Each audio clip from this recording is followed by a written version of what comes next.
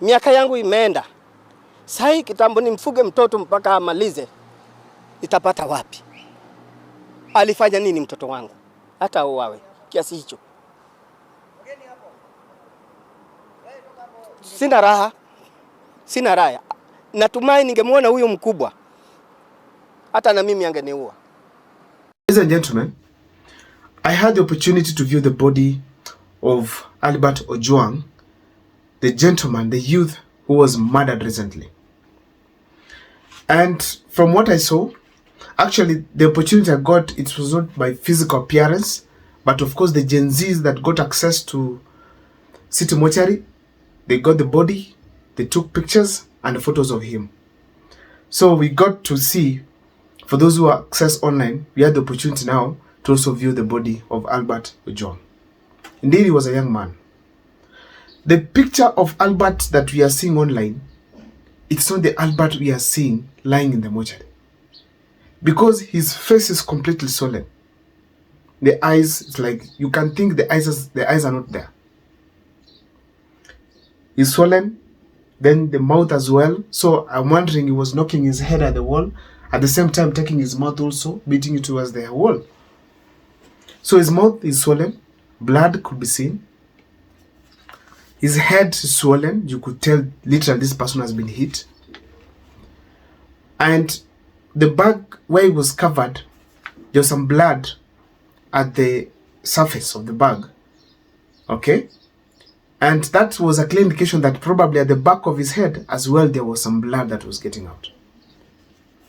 So indeed, that's a clear indication that Albert Ojwang went through hell before dying. Was seriously beaten, and these people were literally targeting to get rid of him because they were beating the head where they know he could bleed to die, or even if he survives, he might also not be normal. Ladies and gentlemen, my first question that I'm going to ask here is this. By the way, I have 10 questions to ask, if not 11, on this particular video. Number one, what is this offense, or what is this tweet that Albert Ojwang made which resulted to his killing, his murder? What is this did he say against Eliud Lagat, the Deputy Inspector General of Police? What did he say? Why, if it was a genuine complaint, why is it that if it was there, it was deleted?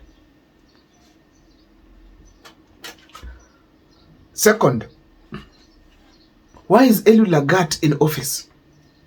Why do we have rogue police officers in the country? In such a scenario where something has happened to this extent, there's nothing bad like killing. In such a scenario, what should a honorable police officer do? Step down. Allow investigation to be carried out. If you're found to be okay, get back to the officers. But what is he doing still in office? Why is he tough-headed to remain in the office?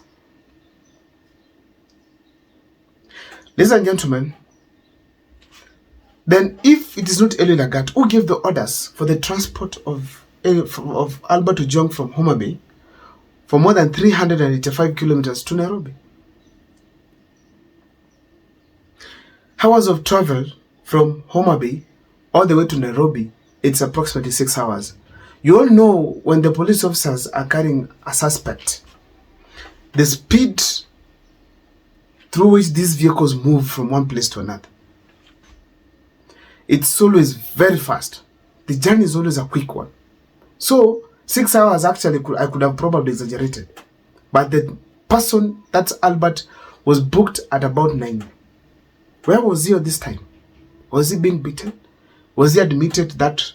Was he booked into that police station while he was already tortured? Was he tortured along the way? Ladies and gentlemen, why moving to Nairobi, yet it could equally, or even the law requires that it could have been taken through the process within Homa Bay County. By now, we could be in courts, probably listening to the case against Albert Ojwang. But why did they have to transport him from Homa Bay all the way to Nairobi? To be specific, they always mentioned Central Police Station. Ladies and gentlemen, upon admission or maybe being booked to that police station, why is it that Albert Ojwang was isolated? Was he a terrorist? Was he high level criminal? Was he a high level criminal?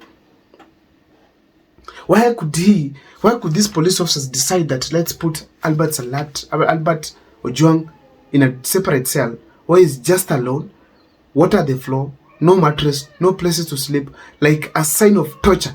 Why did we have to do that? Why did they have to do that? That he was so dangerous that he could not stay with other inmates? For just a tweet. That is a clear indication that there were intentions to torture him, to kill him, to deal with him. Albert Ojwang could not have the intention that I'm going to commit suicide, hit myself at the wall. So when I reach at the police station, I will isolate myself and put myself in a separate cell so that I can commit suicide. He couldn't do that. Indeed, what offense did he commit? Ladies and gentlemen, the other question I want to ask is this.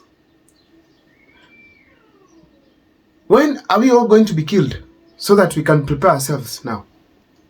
Because Albert tweeting is not different from what we are doing online here. Analysis, exposing, and stuff. When are the others now? When are you guys coming for all of us? Because it is not fair that now people are just killed and it's becoming normal. President William Ruto, why is this happening in your government the way godly you are? Surely. Our president is so godly. And right now he's quiet. Hero ni aina gani? Ladies and gentlemen, who benefits from the broad-based government? Raila Odinga. Is it the leaders or the common mwananchi? So it is like the leaders get protection. If they are killed, investigations are done very fast and people are apprehended. But if it's a common mwananchi, especially a youth, it's useless. That life is lost and it's useless. Raila Odinga hasn't come out to speak. Not even William Ruto. So the broad-based is basically for the leaders. Ladies and gentlemen, what is the connection between Rigathi Gachagwa's statement about a killer's police squad from one single community stationed at specific police stations and that it is run by Eliud Lagat? What is the connection between the two? Between that and the killing of Albert Ojwang at Central Police Station? What's the relationship? Does it mean that Rigathi Gachagua was right? Up to when will Kenyans hear Douglas Kanja come out to speak basically on bad news? We've not heard Douglas Kanja ever since he took over office to come out and say that we have now taken over Boni Forest and that Kenya is safe. The bandits are done and now the North Rift is well taken care of. There's no single statement that Douglas Kanja has come out to speak that is good news to Kenyans. It's only the deaths that occurred in a place called Barakoi, or maybe it's only the death of Albert Ojwang, or it is the abduction of either a member of parliament or even a common mwananchi. But he does not come out to speak on things that literally are beneficial to the common mwananchi. It's just explanations on bad news here and there. How could Douglas Kanja, the Inspector General of Police, come out to give a statement that is so disconnected with the actual operations or activities on the body of Albert Ojwang?